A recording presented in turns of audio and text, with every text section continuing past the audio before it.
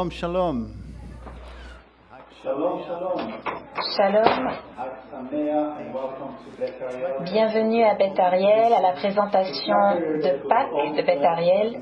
C'est ma prière que nous soyons tous bénis, tandis que nous voyageons à travers l'histoire et que nous découvrons tout ce que Yeshua a fait et accompli encore pour nous, combien son amour pour nous est grand et pour le monde entier. Les temps de Pâques représentent pour moi un temps plein de nostalgie, car ils me ramènent à ma jeunesse, à Casablanca au Maroc, où je me rappelle ces soupers de Pâques en famille qui duraient jusqu'aux heures du matin.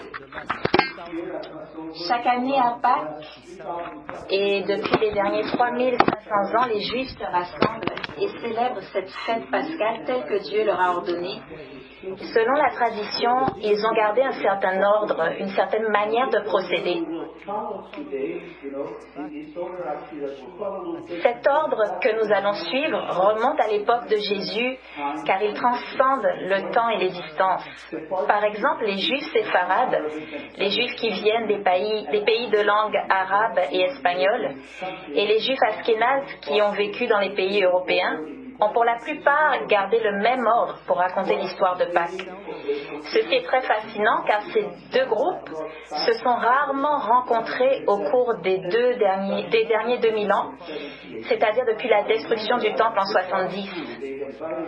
Je me souviens, en tant que juif séfarade, j'ai été invitée à la maison askénaze de mon épouse pour le sabbat et pour la fête de Pâques, pour le seder traditionnel. Quelle surprise pour moi de voir la manière dont ces célébrations furent conduites. Ces célébrations se sont déroulées quasiment de la même manière que nous le faisions chez nous. L'ordre et les prières, les mélodies étaient identiques, ce qui démontre qu'une grande partie de l'origine du Seder de Pâques provient du temps de Yeshua il y a 2000 ans. Donc la célébration de Pâques prend une grande place dans les Écritures, non seulement pour Israël, mais pour tous les croyants en Yeshua de nos jours, juifs et non-juifs. En ce qui concerne Israël, la Pâque représente la première des 7 fêtes du Seigneur et elle est en lien avec la création de la nation d'Israël. Cette célébration débute véritablement l'histoire d'Israël en tant que nation. Le fait qu'elle soit la première fête du calendrier juif et qu'elle est célébrée le premier mois du calendrier annuel, le mois de Nissan, cela signifie que nous avons maintenant commencé une nouvelle année. C'est l'unique nouvel an dans les Écritures et donc c'est juste pour nous de nous souhaiter mutuellement une bonne et heureuse année, donc bonne année.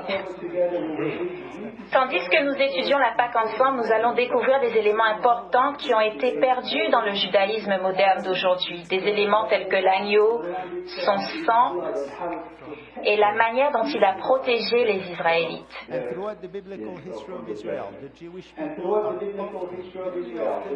Tout au long de l'histoire biblique d'Israël, on rappelle souvent cette grande célébration au peuple juif car elle est mentionnée 120 fois après l'Exode. Le lecteur est souvent ramené à la Pâque, surtout pour se rappeler comment le Seigneur a sauvé le peuple juif, c'est-à-dire par le sang de l'agneau. C'est le thème principal de la Pâque. Mais cela ne s'arrête pas là. On mentionne très souvent la Pâque et on y fait référence 27 fois tout au long du Nouveau Testament. En ce qui concerne la relation de la Pâque avec l'Église, ses liens avec cette célébration sont aussi forts qu'ils étaient pour Israël. La fraction du pain, comme nous le faisons dans nos églises, a pour origine le souper de Pâques.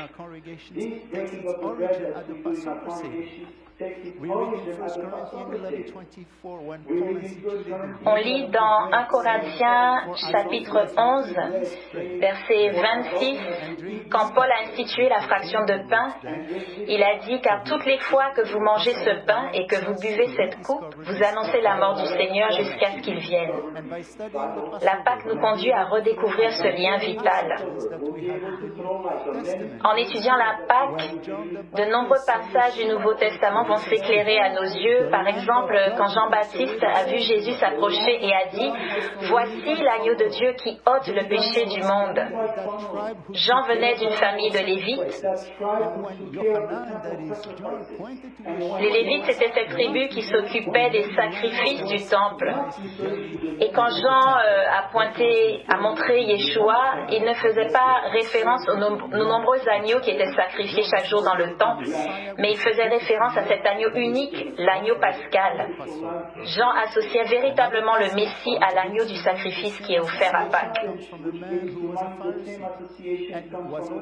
Un autre passage qui nous rappelle le même lien vient d'un homme qui était un pharisien et qui connaissait aussi très bien les sacrifices du temple. Ce passage vient de la main même de Paul, quand il écrit dans 1 Corinthiens 5:7, « Le Christ, notre agneau pascal, a été sacrifié. » Tout comme Jean-Baptiste, Rabbin Shaoul ou Paul identifiaient le Messie comme étant l'agneau pascal. Même dans le livre de l'Apocalypse, Jésus est appelé l'agneau 28 fois. So the Passover reaches deep into the faith of the believer. It is a major element of the foundation. Donc la Pâque atteint les profondeurs de la foi du croyant. C'est un élément majeur de la fondation de notre salut, puisqu'elle relie l'agneau pascal au Messie.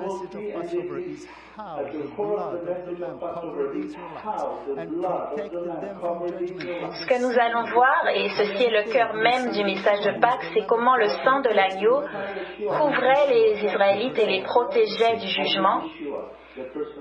Et de la même façon, le Messie Yeshua, qui est l'agneau de Dieu, nous protège aujourd'hui et protège particulièrement du jugement éternel ceux qui croient en lui. Mais avant tout, comme le veut notre tradition, nous allons bénir les enfants. Blessed be his name, whose glorious kingdom is coming, and is forever and ever. Avinu Malkeinu, we as one body lift up our children to your throne and pray for great blessings and protection for each one of them. Heavenly Father, we lift them up to you so that you put your hand upon them all the time. May our sons and daughters walk after you and fear you and keep your word and obey your voice. All this we pray in the name of the one sitting at your right hand, Yeshua HaMashiach. Let us now follow the ancient tradition to bless the word. Nous allons maintenant suivre notre tradition ancienne et bénir la parole avant de l'ouvrir. Vous pouvez le dire avec moi. Béni sois-tu au Seigneur notre Dieu, roi de l'univers, qui nous a donné la parole de la vérité et qui nous a donné la vie éternelle. Béni sois-tu au Seigneur qui nous donne les Écritures. Amen. Considérons maintenant ensemble un aspect important de la Pâque avant de commencer la démonstration. Qu'est-ce que cette fête représente? Quel est le message? Quel est son message? Avant la dernière plaie et avant que les Israélites quittent l'Égypte, Dieu leur a dit de sacrifier un agneau et de mettre son sang sur les deux côtés et le linteau de la porte des maisons, comme vous le voyez à l'écran. Ce qui est intéressant, c'est de voir comment Dieu leur a demandé de placer le sang sur le linteau et les deux côtés de la porte. Pourquoi il leur a demandé de faire ça de cette façon? Si vous tracez une ligne pour relier les trois points, vous obtiendrez un symbole juif ancien bien connu associé à la rédemption et qu'on connaît comme la croix. Où voyons-nous ce symbole de rédemption dans l'histoire de la Bible? Je vais vous conduire à un de ces passages, c'est le passage dans Ézéchiel. Juste avant que Jérusalem soit détruit, Dieu a donné un ordre important dans Ézéchiel 9:4. Il a dit « Passe au milieu de la ville, au milieu de Jérusalem, et fais une marque sur le front des hommes qui gémissent et se lamentent à cause de toutes les horreurs qui s'y commettent. » Donc tous ceux qui avaient ce signe Tav sur leur front étaient sauvés. Donc cette lettre Tav, c'est la dernière lettre de l'alphabet hébreu qui est sous la forme d'une croix. Et ça ressemble au signe, au symbole qu'on leur a demandé de mettre autour des portes. Donc la lettre Tav et le T de la croix les marqueraient comme étant le symbole de l'œuvre rédemptrice de Dieu, de la rédemption de Dieu. Quand le Messie est mort, il est mort sur une croix et ça accomplissait une prophétie puissante qu'on trouve dans le psaume 22 au verset 6. Ils ont percé mes mains et mes pieds.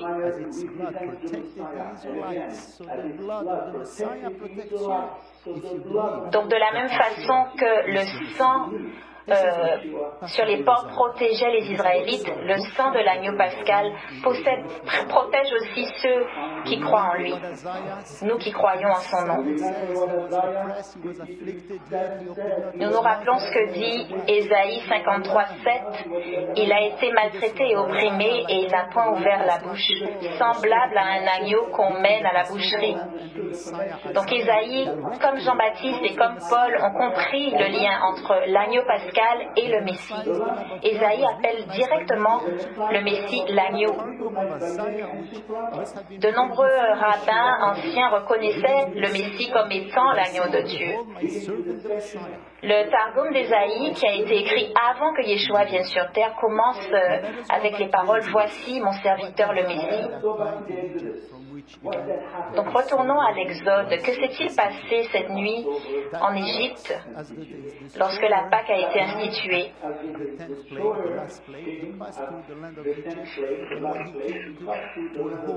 Donc cette nuit-là, le destructeur est passé à travers toute l'Égypte et quand il arrivait devant une maison où il voyait le sang sur les côtés de la porte et le linteau, il passait par-dessus la maison.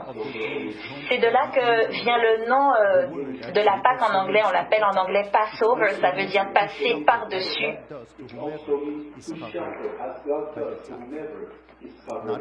Donc l'ange de la mort est passé par-dessus les maisons juives.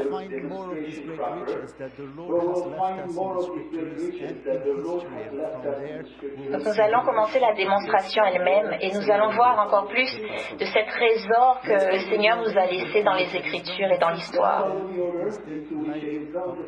Nous allons suivre l'ordre selon lequel la célébration se déroule. Le premier élément, c'est d'allumer les chandelles. On commence le souper de Pâques en allumant les chandelles.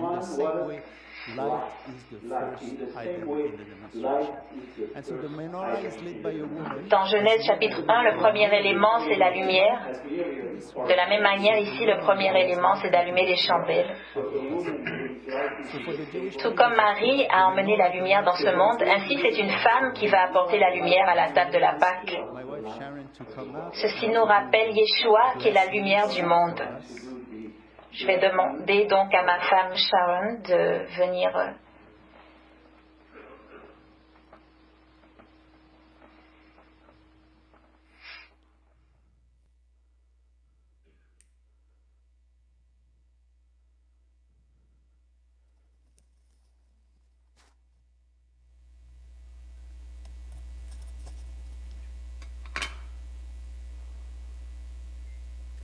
Baruch atah Adonai, Eloheinu melech haolam, asher kitshanu al yedei HaMashiach, Yeshua or haolam. Amen. Blessed art thou, O Lord our God, King of the universe, who has sanctified us by the merits of Yeshua the Messiah, who is the light of the world. Amen. Amen. Thank you, Sharon.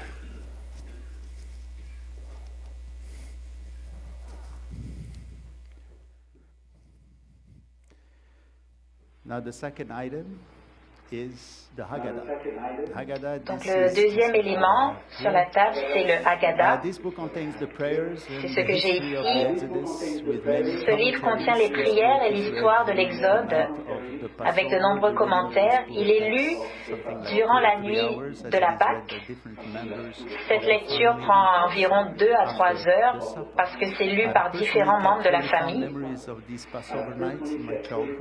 Personnellement, j'ai de très beaux souvenirs de de ces nuits de Pâques dans mon enfance. Mon père aimait lire certains passages en 3 langues différentes, l'hébreu, l'espagnol et le français. Donc au lieu que ça prenne 2 ou 3 heures, cela durait 3 à 4 heures. Et ma mère n'était pas contente du tout parce que son souper se refroidissait. Et chaque année, c'était les mêmes disputes. Donc, ça commence en disant « Et vous direz » qui vient d'Exode 13:8, où on dit « Tu diras alors à ton fils, c'est en mémoire de ce que l'Éternel a fait pour moi lorsque je suis sorti d'Égypte. »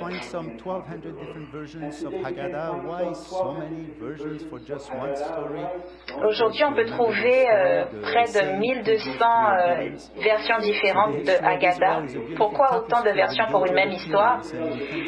On dit qu'il y a un dicton, 2 juifs, 3 opinions. Donc l'histoire d'Israël, c'est une magnifique mosaïque d'opinions variées, mais nous pouvons le voir à sa naissance dans l'histoire d'Exode.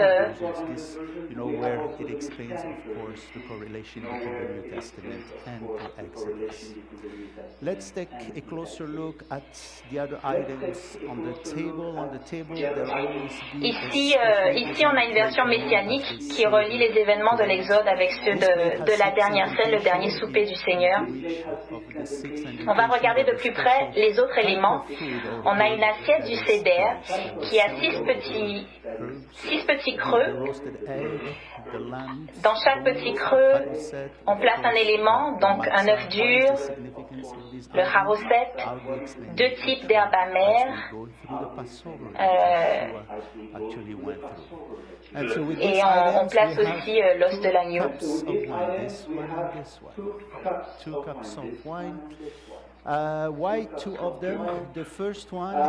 Donc on a 2 coupes de vin. Pourquoi il y en a 2?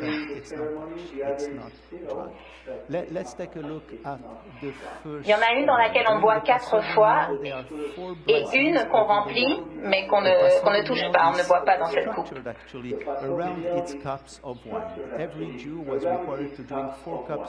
Le repas de Pâques est organisé autour de ces coupes de vin. Donc chaque juif devait boire 4 coupes de vin pour accomplir la Pâque. Donc vous imaginez à quel point à la fin du repas, les chants devenaient forts. Donc maintenant, on arrive au moment où la Pâque arrive au Nouveau Testament. 3 de ces coupes sont mentionnées dans les évangiles, la première, la troisième et la quatrième. La première, c'est la coupe de la bénédiction. Elle commence le souper de Pâques et elle est mentionnée dans Luc 22, 14 à 18.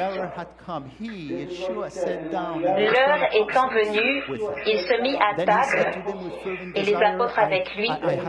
Il leur dit, « J'ai désiré vivement manger cette Pâque avec vous avant de souffrir.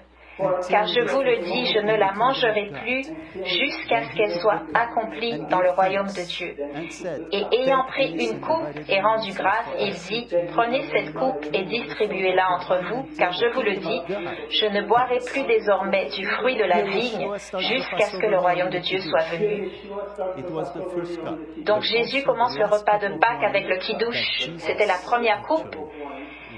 Mais aussi c'était la dernière coupe de vin que Jésus allait véritablement boire. Il dit que la prochaine fois qu'il va boire le kiddush, ce sera avec les croyants, avec nous, lorsqu'on va le rencontrer lors du banquet des noces de l'agneau. Lorsque nous serons là-haut dans le ciel, nous allons nous rassembler avec lui pour un grand festin et il nous prépare cette grande réunion pour tous les croyants que nous aurons avec lui. Et nous serons tous avec lui. Le croyant aujourd'hui désire ardemment rencontrer le Seigneur. Et le Seigneur le désire encore plus et il garde son meilleur vin pour cette occasion. De plus, c'est écrit que Jésus et les disciples, ils se sont inclinés à la table, puisque à l'époque, on mangeait incliné. La tradition dit que pendant la nuit de Pâques, on devait boire le vin en s'inclinant sur le côté gauche, parce que ce côté gauche symbolise la libération de l'esclavage. Et pour nous, c'est la liberté que nous avons en Dieu par le Messie.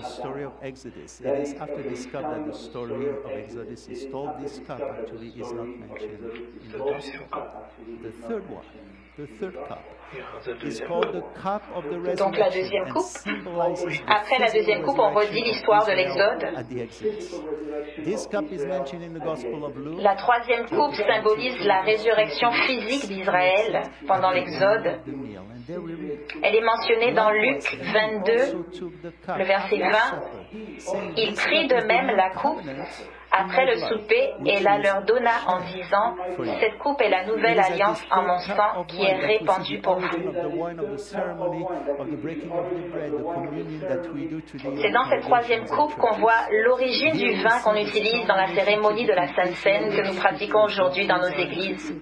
Connected with the word and also with each believer. Later, Paul refers to this cup and Donc on voit la relation forte entre Israël et les Écritures. Les Juifs sont étroitement liés à la parole ainsi que chaque croyant. La quatrième coupe, c'est la coupe du salut parce qu'elle est prise à la fin du repas et on chante les psaumes du salut qu'on appelle les Hallel. C'est les psaumes 113 à 118. Il parle du salut qu'on obtient par le Messie. La dernière partie de cette section parle du salut porté par le Messie lui-même et parle aussi du rejet du Messie. Le psaume 118, 22 dit « La pierre qu'ont rejetée ceux qui la bâtissaient est devenue la principale pierre de l'angle. » On croit que c'est ce Hallel que Yeshua et les disciples ont chanté quand ils sont allés au mont des Oliviers, dans Matthieu 26, 30. Ça dit, après avoir chanté les cantiques, ils se rendirent à la montagne des Oliviers. Ceci, c'est juste avant que Jésus ait été crucifié. Et chaque année, chaque famille juive termine le souper avec le psaume 118. Car c'est comme si le Seigneur les appelait à faire ce lien entre l'agneau sacrifié, dont le sang a sauvé leurs ancêtres, et Yeshua, qui a été rejeté et qui est la seule pierre angulaire.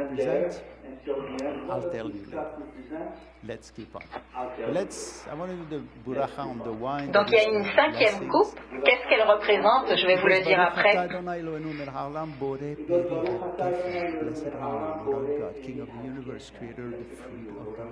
Donc là, c'est la bénédiction du Kiddush.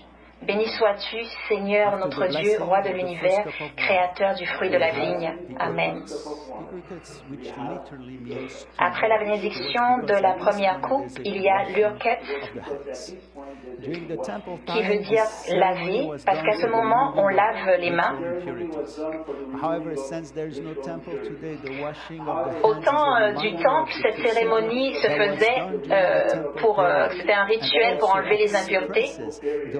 The Jews will soon be obligated to do this ceremony once again, with the hope also that is especially of building the third temple, as it is in the Jewish daily prayers. Donc les Juifs ont cet espoir. Ils continuent ce rituel dans l'espoir que le temple à Jérusalem va être construit à nouveau.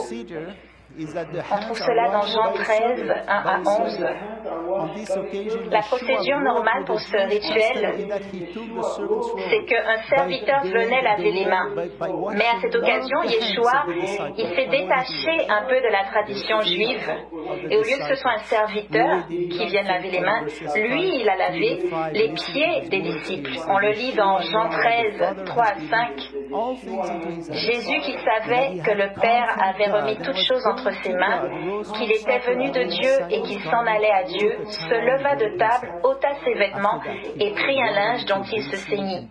Ensuite, il versa de l'eau dans un bassin et il se mit à laver les pieds des disciples et à les essuyer avec le linge dont il était saint. C'est à travers cette cérémonie que Yeshua nous donne un exemple de l'esprit de serviteur qu'il avait et que tous les croyants sont appelés à démontrer aussi. À cette époque, c'est seulement les serviteurs, les esclaves qui lavaient les pieds des invités. Mais Yeshua a pris la place du serviteur. Il a enseigné aux disciples et à tous les croyants que nous devons nous servir les uns les autres avec humilité. Il a mis en pratique ce qu'il avait dit. Si quelqu'un veut être le premier, il sera le dernier de tous et le serviteur de tous dans Marc and who 9, has 35. all powers. Donc ici, le Messie qui vient d'en haut et qui a tous les pouvoirs, il s'est abaissé pour laver les pieds des disciples. And on this table, C'est we juste find another magnifique et very ça, important c'est un item. exemple magnifique de l'amour qu'il avait. The bone, that is the bone, the shank bone of the lamb. On trouve maintenant un autre élément important, c'est le jarret de l'agneau, l'os de l'agneau. Après la destruction du temple, manger l'agneau était interdit la nuit de Pâques. Et donc, pour se rappeler la destruction du temple, on a placé un os, le jarret de l'agneau, sur la table. Donc, selon la tradition, ils mangeaient l'agneau très lentement pour ne briser aucun os de l'agneau. D'autres disaient qu'il fallait arriver à avoir déjà mangé pour ne pas avoir trop faim et ne pas manger trop vite de peur de briser un os de l'agneau.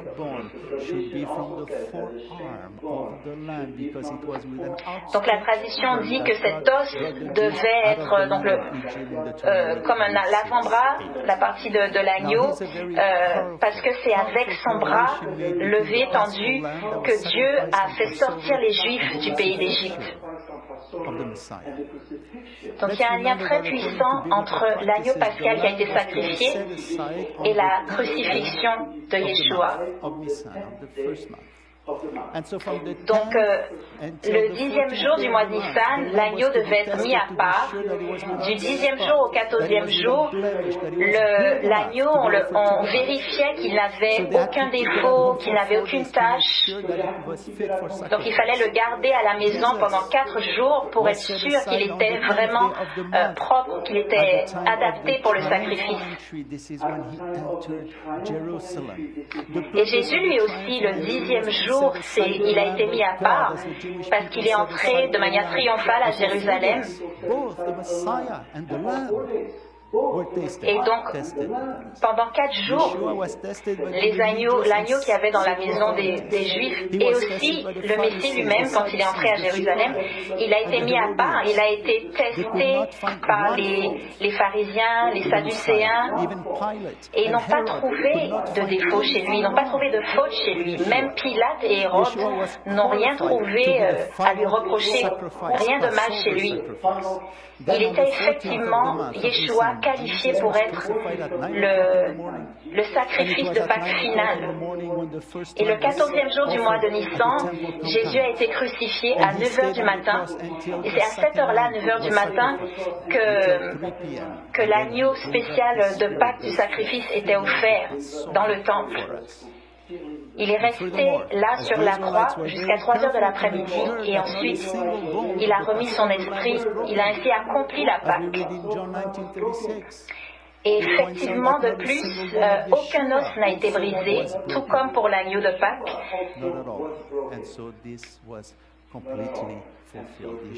Et donc dans Jean 19:36, on lit « Ces choses sont arrivées afin que l'écriture fût accomplie. Aucun de ces os ne sera brisé. » Yeshua est vraiment l'agneau du sacrifice final. And when one considers the many lambs Jewish families were to keep at home for 4 days to make sure that it had no blemish at all, the message is even more enhanced. 4 days at home. Donc quand on considère tous les agneaux que les familles juives devaient garder chez eux, sans aucune tâche, sans aucun défaut, et qui devaient rester là 4 jours dans la famille, sûrement au bout de 4 jours, même les enfants s'étaient attachés à cet agneau et se demandaient mais pourquoi on doit sacrifier cet agneau innocent? Et c'est pareil avec Yeshua. On va maintenant regarder la cérémonie du Karpas. C'est la partie où on trempe le céleri dans de l'eau salée. Donc selon la tradition, on peut utiliser du céleri ou du persil. hosts. And why Le céleri fait penser à la branche d'hysope qui était utilisée, qu'on trempait dans le sang pour appliquer le sang sur les colonnes, sur les côtés et le linteau des portes. salt water also reminds us of the tears that they shed. L'eau salée rappelle l'eau de la mer Rouge, mais aussi les larmes qui ont été versées, la difficulté que le peuple d'Israël a traversée. Donc cette cérémonie est mentionnée dans Matthieu 26 et Marc 14. Alors il y a quelque chose qui s'est passé pendant cette cérémonie qui nous montre encore l'amour profond et la grande patience de Dieu pour l'homme. C'est pendant cette cérémonie que Yeshua a annoncé qu'un des 12 disciples allait le trahir. On lit dans Matthieu 26, 20 à 23. Le soir étant venu, il se mit à table avec les 12. Pendant qu'il mangeait, il dit, « Je vous le dis en vérité, l'un de vous me livrera. » Ils furent profondément attristés et chacun se mit à lui dire, « Est-ce moi, Seigneur ?» Il répondit, « Celui qui a mis avec moi la main dans le plat, c'est celui qui me livrera. » C'est à ce moment que Yeshua a pris le céleri et l'a trempé dans l'eau salée. Et c'est aussi à ce moment que Judas Iscariote a trempé son persil, la branche de persil dans le bol. Et ici, il y a un miracle qui s'est produit vraiment à ce moment. Souvent, on ne le voit pas, mais moi, j'aime m'en rappeler chaque année. C'est la première des 2 fois où Yeshua a donné une indication claire que c'était Judas Iscariote qui allait le trahir. Il a dit, c'est celui qui va tremper son céleri dans l'eau, qui va être celui qui va me trahir. Mais s'il l'a dit aussi clairement, pourquoi aucun des 11 disciples ne s'est rendu compte de ce qui se passait, alors que tout s'est dit de manière très ouverte, ils n'ont pas compris. Je crois que la raison pour laquelle ils n'ont pas compris, c'est la grâce de Dieu. Ceci a été caché.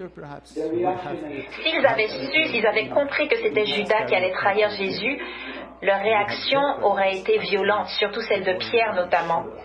Et cela aurait vraiment compromis la crucifixion de Jésus sur la croix. Si les disciples avaient vraiment compris, ils auraient sans aucun doute essayé d'arrêter Judas Iscariote, de l'empêcher de quitter la pièce.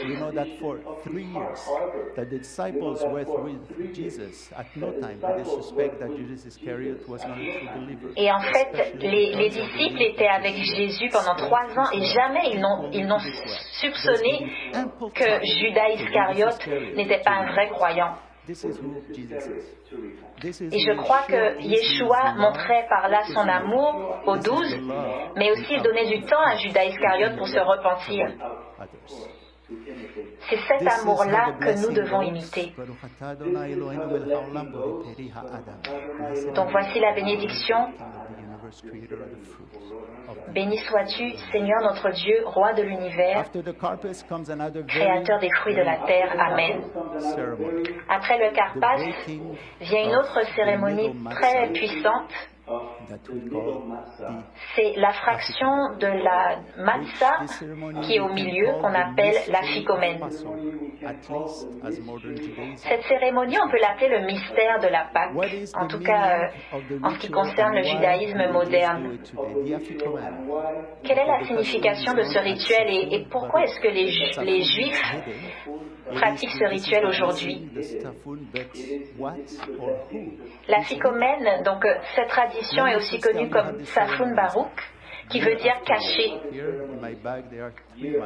Alors pourquoi on utilise le terme caché? Je vais vous expliquer comment cette cérémonie se passe chaque année. Il y a donc 3 matzahs. Okay, so we take the middle matzah. Donc on prend la matzah qui est au milieu Put it in a linen cloth. et on la brise en 2, on l'enveloppe dans un tissu de lin et on la cache. Durant la 3e coupe, on va sortir ce matzah et on donnera un morceau à chaque personne. How is this, by the way, explained in Judaism, and what is the origin of this ceremony? For instance, some Comment est-ce qu'on explique ça parmi les Juifs et quelle est l'origine de cette cérémonie? Certains commentateurs disent que ça représente les prêtres en Israël, Abraham, Isaac, Jacob.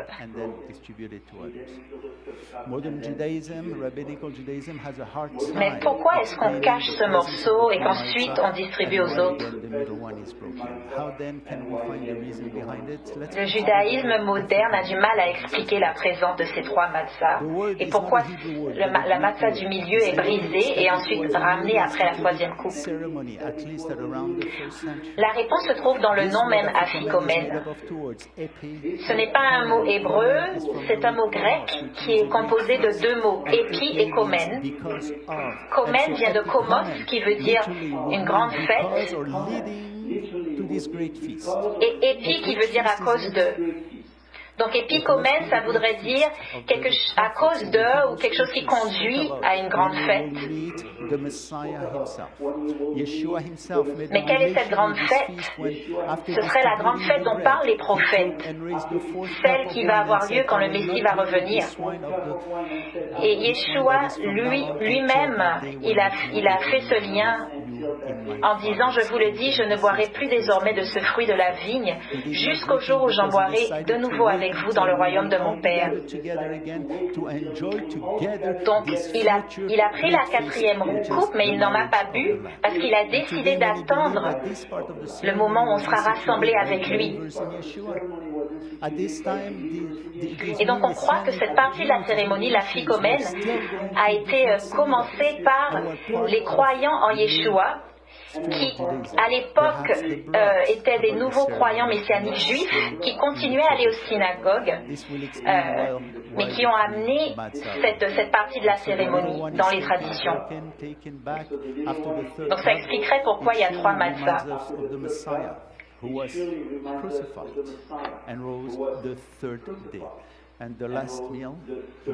Donc le morceau qui est ramené après la troisième coupe nous rappelle bien sûr Jésus qui a été crucifié et qui est ressuscité le troisième jour. Et il a pris ces mêmes morceaux de matzah et il a dit « Prenez, mangez, ceci est mon corps ». Donc c'est extraordinaire que cette cérémonie a lieu année après année, mais dans les maisons juives, ils ne savent pas vraiment pourquoi il y a cette partie, la ficomène.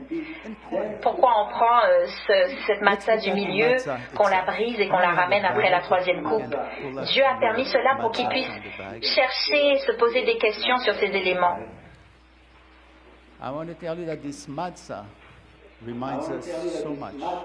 Donc regardons ce matzah. Ce matzah nous rappelle le Messie.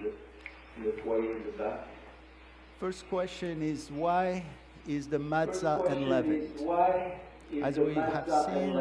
Donc la première question c'est pourquoi est-ce que le matzah est fait avec du pain sans levain?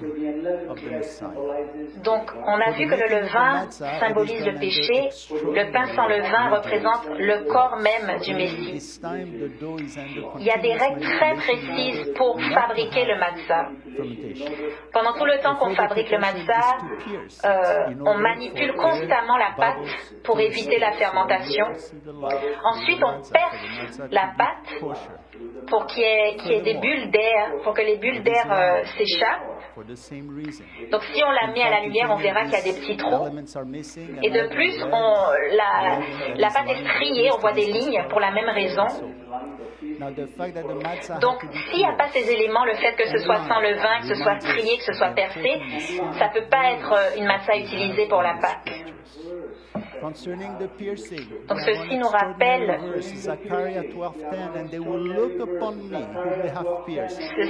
fait que ce soit percé nous rappelle le verset de Zacharie chapitre 12 verset 10 qui dit Et ils tourneront les regards vers moi, celui qu'ils ont percé. Ils pleureront sur lui comme on pleure sur un fils unique. Ils pleureront amèrement sur lui comme on pleure sur un premier-né. Ce verset explique la deuxième venue quand Yeshua va venir et qu'ils vont le reconnaître. Ils vont reconnaître celui qu'ils ont percé. Qui est moi dans ce verset? Moi, c'est Dieu qui parle. Et il va verser sur le reste du peuple juif un esprit de grâce et de supplication. Lui seul peut faire ça. Et de qui est-ce qu'on parle quand on parle du pronom celui qu'on a percé? C'est celui qu'Israël a rejeté, mais qu'ils vont reconnaître à la fin et pour lequel ils vont être en deuil. C'est le Messie lui-même. Cela nous rappelle le verset d'Ésaïe 53:5. Mais il était blessé pour nos péchés, brisé pour nos iniquités. Le châtiment qui nous donne la paix est tombé sur lui, et c'est par ses meurtrissures que nous sommes guéris. Donc Dieu, il saisit toutes les opportunités possibles pour pousser son peuple à penser au Messie. C'est avec ce pain sans levain que Paul a institué le deuxième élément de la Sainte Seine.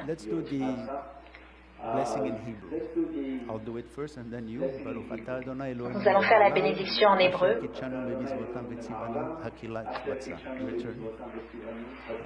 I'll do it slowly. You can say after me, Baruch atah Adonai, Eloheinu melech haolam, asher kitshanu, b'mizvotav, v'tzivanu, hakilat matzah.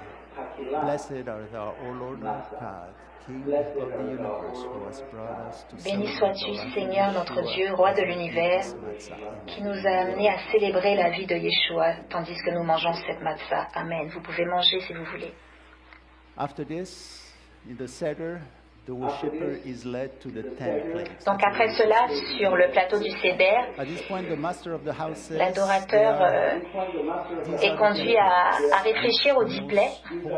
Donc le maître de maison va nommer les 10 plaies. Donc toute la famille, on leur demande de prendre avec une cuillère ou avec leurs doigts une goutte de la coupe et de verser une goutte pour chacune des 10 plaies. Donc pourquoi est-ce qu'on se rappelle ces 10 plaies? Le but, c'est de se rappeler de la souveraineté, de la puissance de notre Dieu. Chacune des 10 plaies représente un Dieu égyptien. Et donc, Dieu montre à quel point il est suprême, il est au-dessus de tous ces faux dieux. Il y a une ironie dans cette histoire. C'est que la première des 10 plaies, c'est quand Moïse a transformé l'eau du Nil en sang. Et qu'est-ce que les magiciens de Pharaon ont fait? Au lieu de transformer le sang en eau, ils ont voulu fièrement dire que nous aussi on peut faire la même chose. Et donc ils ont transformé eux aussi de l'eau en sang et en fait ils ont aggravé la situation. C'est l'ironie de leur arrogance. During this ceremony, the horseradish is spread on a piece of matzah, just like you have in the picture. What would the Jews Donc, do? l'herbe amère rappelle les difficultés que le peuple d'Israël a vécues en Égypte. Et donc, on met cette herbe amère sur le matzah.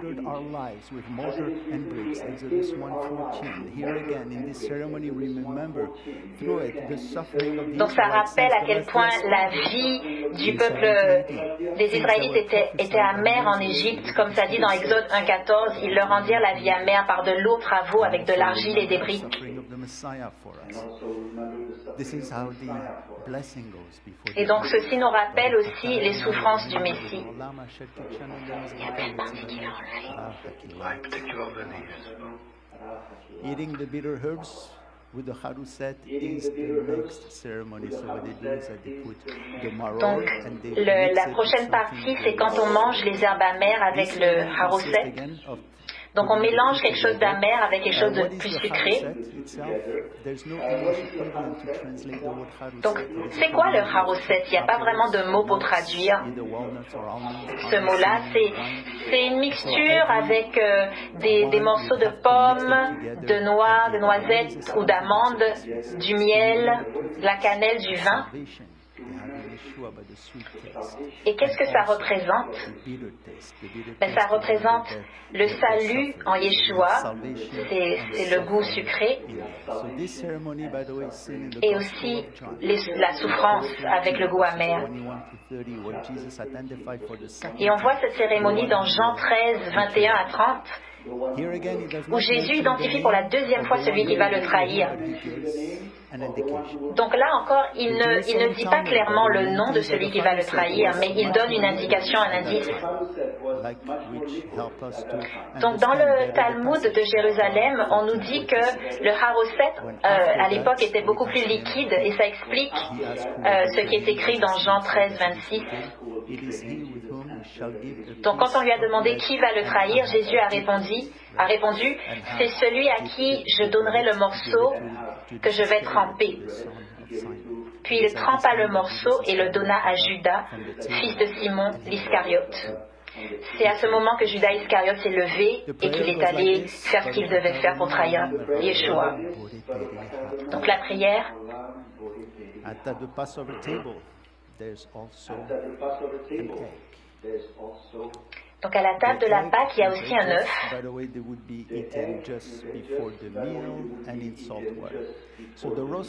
Donc l'œuf, on le mangeait juste avant le repas et on le trempait dans l'eau salée.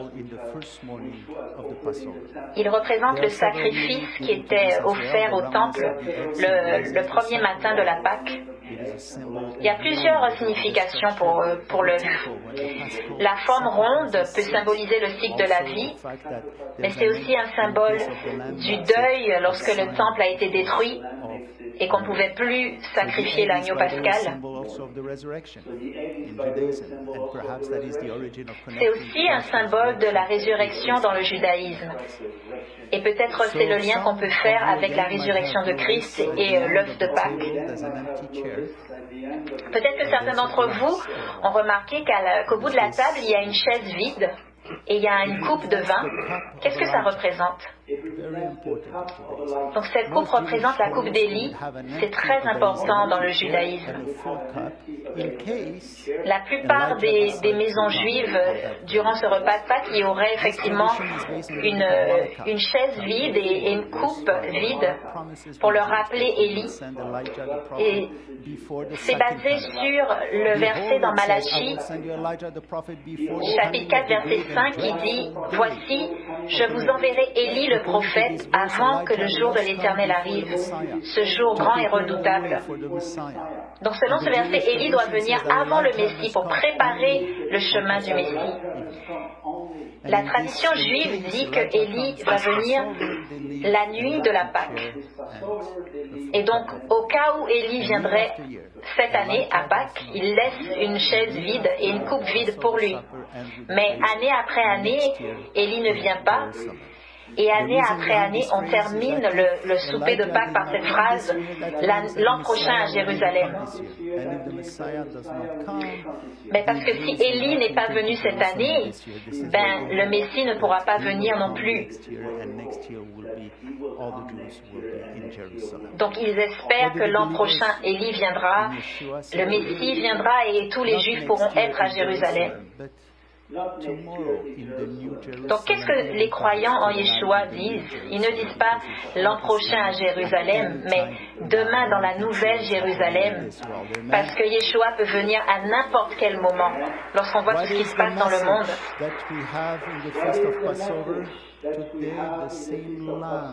Donc quel est le message qu'on a dans cette fête de la Pâque? Aujourd'hui, ce même agneau qui est le Messie lui-même peut nous sauver, vous sauver du jugement à venir. C'est ça le message de la Pâque.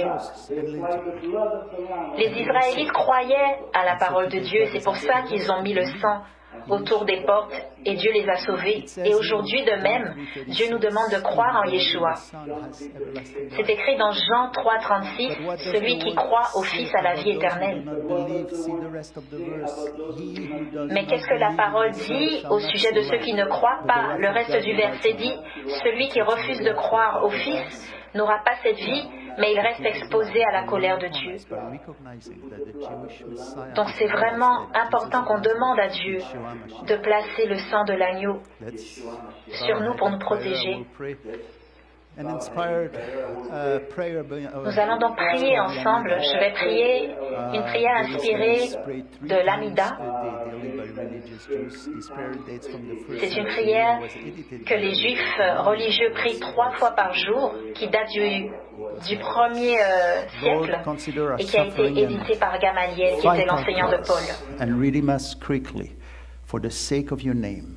For you are a powerful Redeemer. Blessed are you, O Lord, the Redeemer of Israel.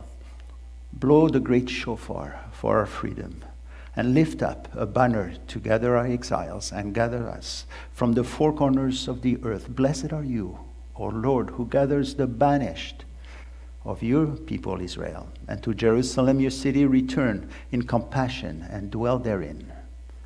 Let the shoot of David, your servant, come and quickly. All this, Lord, we as believers pray in the name of the one sitting at your right hand.